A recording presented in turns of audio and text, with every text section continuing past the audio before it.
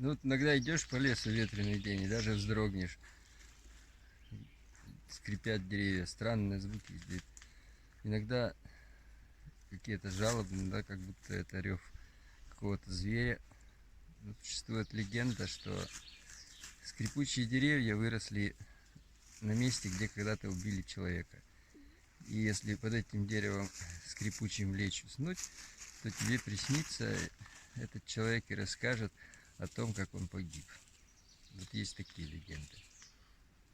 Сейчас мы стоим тоже под скрипучими деревьями.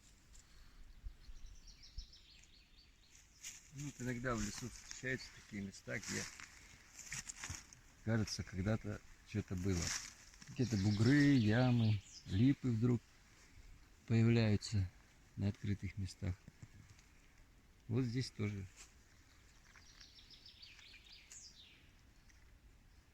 Может быть, когда-то место было. Ну, или пахали здесь, или что-то. Вообще леса, говорят, все были пройдены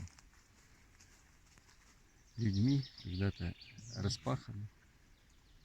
Иногда вот, когда лес спилили, сплошная делянка, под посадку пашется, выращиваются черепки, вдруг от глиняной посуды остатки какие-то. Значит, здесь кто-то жил. Ну, у нас в лесу лип не очень много. Здесь вот липы растут, видны какие-то следы жизнедеятельности человеческой, ямки, бугорки. Идет такая полоса этих лип.